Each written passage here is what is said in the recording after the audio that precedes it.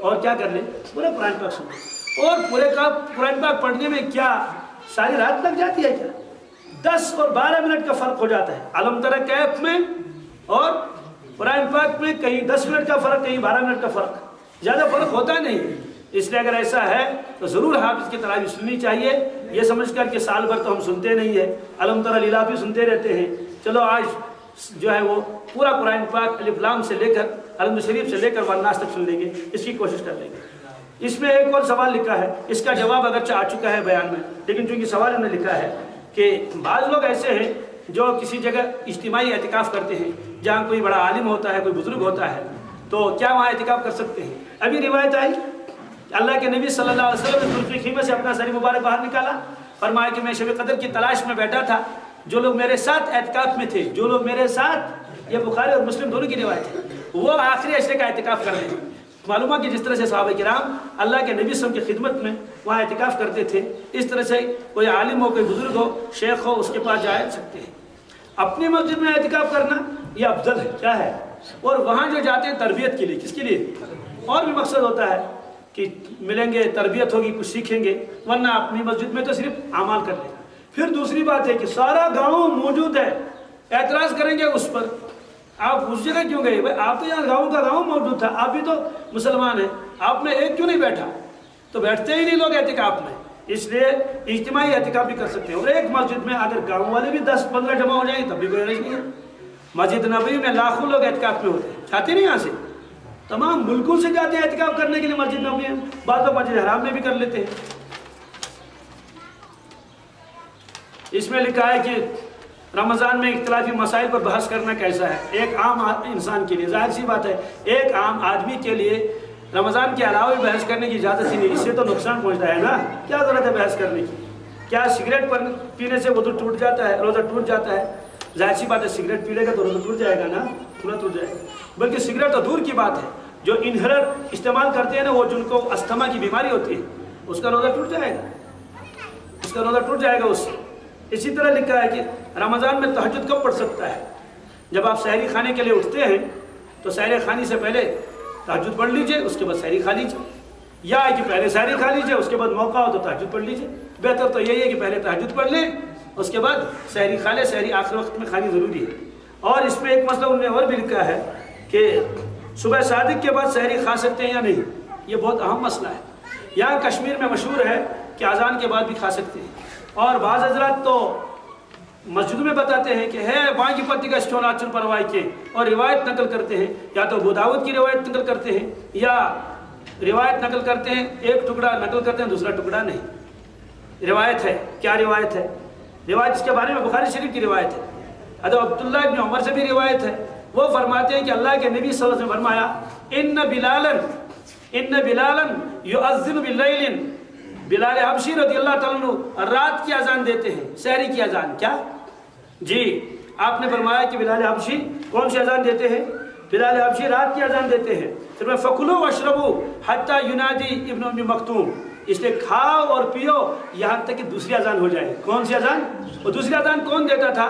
حضرت عبداللہ ابن ام مکتوم دوسری اذان دیتے تھے، یہ نابینا صحابی تھے. معلوم ہے کہ جہاں اذان کے بعد کھانے کی اجازت ہے وہ پہلی اذان ہے، دوسری اذان کے بعد اجازت نہیں ہے، یہ روایت ہے. اور عبداللہ ابن مسعود کی روایت بھی ہے، وہ ہے لا یمنعن احدکم، یا فرمایا احدن اذان بلال حبشی کی اذان تم میں سے کسی آدمی کو نہ روکے، من سحورہ، سحر کھانے سے کھاتے رہو کھاتے رہو کھاتے رہو. کیوں؟ وہ پہلی اذان دیتے تھے سحری کی اذان، اور دوسری اذان دیتے تھے حضرت عبداللہ ابن مکتوم.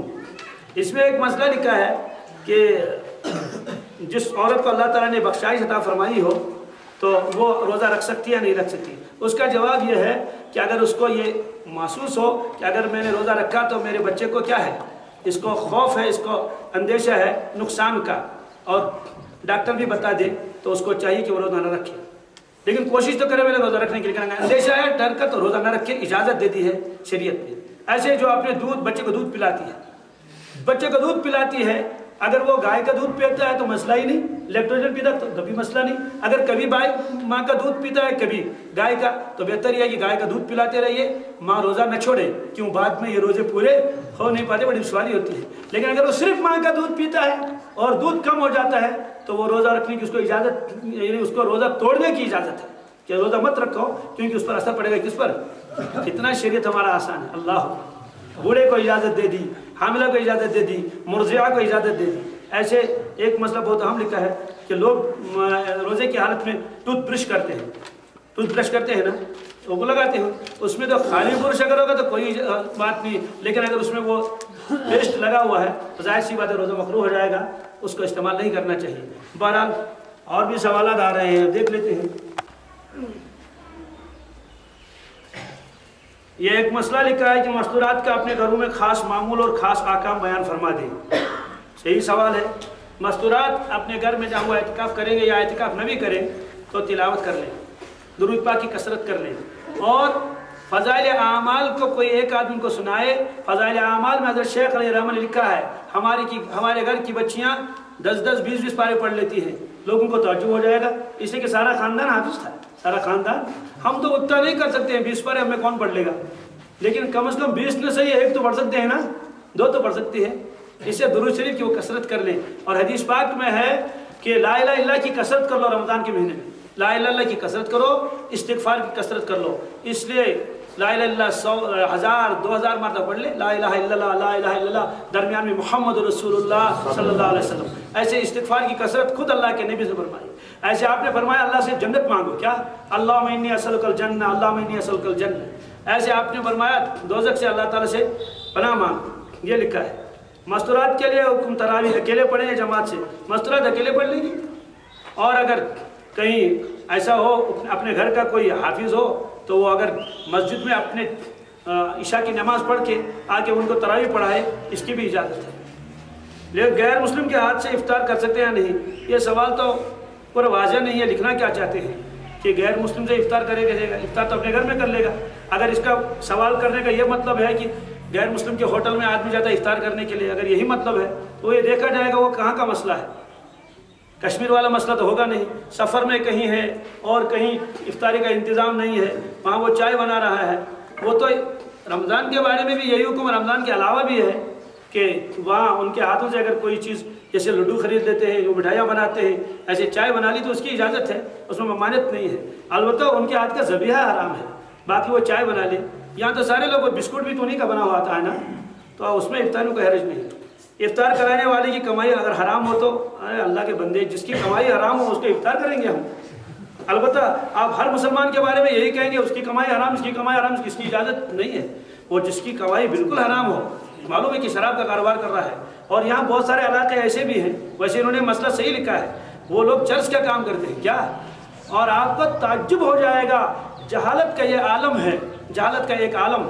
ایک آدمی نے مجھے خود فون پر پوچھا، کہنے لگے کہ کشمیری پوچھا، دوپن میں آز اوس مول ساز گزریو مس ون دوپن ون دوپن ساز اوس کران 400 کام، کیا اوس کران یہ ون سۭتی، دوپن 400 کام اوس کران، ساز گزریو ون اوس دوپن بہ کرا تہندِ خٲطرٕ کینٛہہ یا صحیح ایسال ثواب، ون 400 پاو کھنڈ تو بہ دِمہا تہندِ نٔے 400 پاو۔ تو میں نے کہا یا اللہ یہ کیسا سیدھا سادہ آدمی ہے، یہ کہتا ہے کہ میں اپنے باپ کے ایسال ثواب کے لیے ایک پاؤ دے دوں۔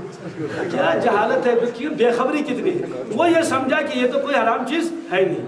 ایسے ہی گزشتہ سال پولیس کی ایک ٹیم ایک جگہ گئی، چونکہ میں اس علاقے میں جاتا ہوں اور میں صاف صاف کہہ دیتا ہوں کہ یہ حرام ہے۔ ان علاقوں میں جہاں جانا ہوتا ہے تو سارے لوگ تو نہیں کرتے ہیں، کچھ تو اللہ والے نیک بھی ہوتے ہیں، سارے دیندار بھی ہوتے ہیں، تو لیکن اکثر لوگوں کی وہی دیتا۔ تو ایک نے کہا تو وہ پولیس آ گئی، وہ ٹریکٹر لگایا ان میں، اس میں اس کو تہس نہس کر دیا، وہ جو وہ بھنگ انہوں نے بنائی تھی۔ تو وہ ایک رات ایک بیٹھ گئی ایک کنارے پر، تو اس سے کہنے لگی دونس ہے سورے نہنوت مگر سوال خدا چی ڈور مت نہنا کی دونس کیا ہے، دونس اشنا ہے مشید تھومت۔ اس بیچاری کو یہ بھی معلوم نہیں ہے کہ میں نے مسجد کے لیے کیا رکھا ہے۔ ظاہر سی بات ہے جہالت کا یہ عالم ہے، آدمی رونگتے کھڑے ہو جاتے ہیں، کیسے کیسے لوگ کرتے ہیں۔ اور ایک آدمی تو ایسی بات کہے اللہ اکبر، اس نے تو حج میں فارم بھر لیا نا، تو اس کے بعد وہ ایک قسط بھر دیا تھا، پھر اس کا نمبر نہیں آیا تو پیسے اس کو واپس مل گئے۔ تو کہنے لگے کہ چرس کا کام کرتا ہے. کس کا؟ چرس کا کام کرتا ہے. کہنے لگے کہ دپن نہ حلال پونس یہ کت لگیا ات کت حجس. اس کا تو وہاں ٹکٹ تو نہیں نکلا, اس کا نمبر نہیں نکلا. اسے بھائی جس کی کمائی حرام ہو تو کیسے اس کے گھر کا افطار کر لیں گے؟ اس کے گھر میں تو ویسے بھی کھانا جائز نہیں ہے. اسی لیے حدیث پاک میں فرمایا کہ حضرت صفوان رضی اللہ تعالیٰ سے لوگوں نے عرض کیا کہ حضرت نصیحت کیجیے. بہت مختصر نصیحت کی. وہ ہم لوگوں کی طرح 1.5 گھنٹے اور 2 گھنٹے والا بیان نہیں ہوتا تھا. اللہ اکبر, کیا شان ہے صحابہ کرام کی. ایک جملہ کہتے تھے اور کایا پلٹ ہو جاتی تھی. لوگ روتے تھے, چیختے تھے, چلاتے تھے, ایسی حالت ہوتی تھی. ایک سطر ہے بخاری شریف میں, لوگوں نے کہا حضرت بیان فرما دیجئے. حضرت صفوان رضی اللہ عنہ, اور میں لوگوں آپ کو معلوم ہے جب آدمی قبر میں جائے گا سب سے پہلے کیا چیز پھٹ جائے گی اس کے جسم سے؟ لوگوں نے کہا کیا؟ سب سے پہلے پیٹ پھٹ جائے گا. کیا؟ اس انداز سے فرمایا لوگوں کے اوپر کیفیت آئی ہوگی. فرمایا لوگوں غور کر لو تم اپنے پیٹ کے اندر کیا بھرتے ہو. حقیقت چل انسان قبری میں بہت گڑ کش پھٹن تھے یار. اس لیے آدمی کو چاہیے اپنے پیٹ کو حرام کے لقمے سے بچا لے. ایک حدیث میں آتا ہے ایک آدمی نے روزہ رکھ لیا تو سوائے بھوک کے کچھ نہ ملا. اس کی شرح یہ بھی لکھی ہے حلال کمائی سے تو سحری کھائی تھی اور حرام کمائی سے کیا کر لیا؟ افطار کر لیا. اور عجیب بات تو ہے جن کو اللہ نے بہت مال و دولت دے رکھی ہے وہ بھی حرام سے بچتے نہیں ہے. ایک میرا ساتھی آیا, اس نے کہا مجھے یہاں فلان جگہ جانے دفتر میں. تو میں نے کہا ٹھیک ہے, رمضان کا مہینہ تھا. تو وہ بہت دیر کے بعد آیا. میں نے کہا کیوں؟ کہنے لگا کہ یہاں تو اس دن یہ چائے کیا سمجھی رشوت. میں نے کہا وہ کیوں نہیں آیا, وہ ملا کیوں نہیں؟ کہتے سوچنا کون دیگر پڑھنی کیا اس میں وہ سے دیگر پڑھی تھا چائے. تو پھر ایک دوسرا آدمی ملا, چونکہ ہم لوگوں سے ملنا جلنا ہوتا ہے نا, یہ واقعات بتاتے ہیں. میں نے کہا کہ بہت میں دفتر میں پھلن جائے میں اس تک کاغذ میں سوئن دپن تم کلرکن تو دپن ہے رمضان پتہ دمے بہ کاغذ آز نا بہ گوسس اگاہ دمے سے کینچا کر ہم لگ مس ات سے کینچا کر تم اگر تم قلم تل دپن ہے آج ماہ رمضان کیا یعنی آج اگر چائے رٹت کہ ماہ رمضان تو عیز پتہ یمس آج ون سوال خدا تمہیں ٹھیک وہ ماہ رمضان روزدار مس ون دپن ثہ کر بہ تھو یہ دستخط کرت توتن افطارس کس کھجر پاؤ. افطاری کے لیے کھجور کا ایک پاؤ 1-8 کلو تو لے آؤ. تو وہ گیا اور افطاری کے لیے اس کے کیا پاس آیا؟ کھجور کا 1 پاؤ. ظاہر سی بات ہے جو آدمی رشوت کے کھجوروں سے افطار کر لے گا وہ روزہ اس کے منہ پر مار دیا جائے گا. چل یہ تیرا روزہ ہے, ہمیں تمہارے روزے کی کوئی ضرورت نہیں ہے. ہم نے روزہ تو اس لیے اپنی امت اپنے بندوں پر فرض کیا تھا لعلکم تتقون. کیا لعلکم تتقون, تاکہ تم متقی بن جاؤ گے. اور ایک آخری بات ہے, اس کو ذہن میں بٹھا کے رکھیں. اللہ اکبر, اللہ کے نبی صلی اللہ علیہ وسلم کو رمضان کا انتظار رہتا تھا. کیا عقل حیران ہو جاتی ہے. رمضان کا انتظار رہتا تھا جیسے کسی مہمان معزز مہمان کے آنے کا انتظار رہتا ہے. کیسا انتظار رہتا تھا؟ آپ دعائیں مانگتے تھے اللہم بارک لنا فی رجب و شعبان وبلغنا رمضان. یا اللہ ہمارے رجب میں برکت دے, شعبان میں برکت دے. ہم کو پہنچا رمضان تھا. کیا پہنچا؟ رمضان سے پہلے ہم دنیا سے تشریف نہ لے جائیں. آپ کہیں گے صاحب آپ نے تو بھی بتایا تھا, آپ کو اختیار دیا گیا. اللہ کے بندو یہ ہماری تعلیم و تربیت کے لیے بتایا گیا. خود بھی آپ یہ دعا مانگتے تھے کہ اللہ سے مانگو رمضان سے پہلے موت نہ آئے. رمضان سے پہلے اتنا مقدس اور مبارک مہینہ رمضان کا ہے. تو انہیں انتظار رہتا تھا کس کا؟ رمضان کا. اور ایک فرمایا اگر میری امت کو معلوم ہو جائے, اگر میری امت کو معلوم ہو جائے کہ رمضان کا مہینہ کتنا بابرکت اور رحمت والا مہینہ ہے, میری امت یہ تمنا کرے گی, آرزو کرے گی, اللہ سے دعائیں مانگی یا اللہ رمضان کا مہینہ ایک ہی مہینہ ہے, اس کو لمبا کر دیجئے. کتنا؟ سارا سال رمضان ہو جائے, سارا سال. لیکن ظاہر سی بات ہے یہ تو ایک تمنا ہو سکتی ہے, اللہ تعالیٰ ایسا نہیں کریں گے. لیکن آپ نے فرمایا اگر میری امت کو معلوم ہو جائے کہ رمضان کیا مہینہ ہے, کیسا مہینہ ہے, معلوم ہے کہ ہم کو معلوم نہیں ہے. اللہ تبارک تعالیٰ کہنے سننے سے زیادہ ہمیں عمل کرنے کی توفیق عطا فرمائے. اللہم صلی علی سیدنا محمد وعلی آل سیدنا محمد وأصحاب سيدنا محمد وبارك وسلم عليه. اللهم أحسن عاقبتنا في الأمور كلها وأجرنا من خزي الدنيا وعذاب الآخرة. ربنا آتنا في الدنيا حسنة وفي الآخرة حسنة وقنا عذاب النار. اللهم حبب إلينا الإيمان وزينه في قلوبنا وكره إلينا من الكفر والفسوق والعصيان واجعلنا من الراشدين واجعلنا من المتطهرين واجعلنا من عبادك الصالحين. یا اللہ ہمارے کہنے سننے کو اے اللہ قبول فرما، ہمارے جمع ہونے کا قبول فرما. ہماری ماں بہنیں بہت دور سے بھی آئی ہے، یا اللہ ان کے آنے کو بھی قبول فرما. رمضان کا مہینہ بالکل قریب آنے والا ہے، یا اللہ رمضان کے پورے مہینے کی قدردانی کی توفیق نصیب فرما. اے اللہ رمضان شریف کو وصول کرنا نصیب فرما، اور جو وعدے کیے ہیں اللہ کے نبی صلی اللہ علیہ وسلم نے اور خود آپ نے، اے اللہ وہ ساری رحمتیں وہ برکتیں ہمیں عطا فرما، اور روزہ رکھنا ہمارے لیے آسان فرما. تراویح کی اے اللہ پابندی نصیب فرما، ذکر و اذکار تلاوت ہمیں نصیب فرما. حرمین شریفین کی حفاظت فرما، اے اللہ پاک سرزمین کی حفاظت فرما، دشمنوں کے شر سے اس کو بچا لے. وہاں کا دیدار ہمیں بھی نصیب فرما. بہت سارے لوگ دعا کے لیے کہتے ہیں، ان کی پریشانی کو دور فرما.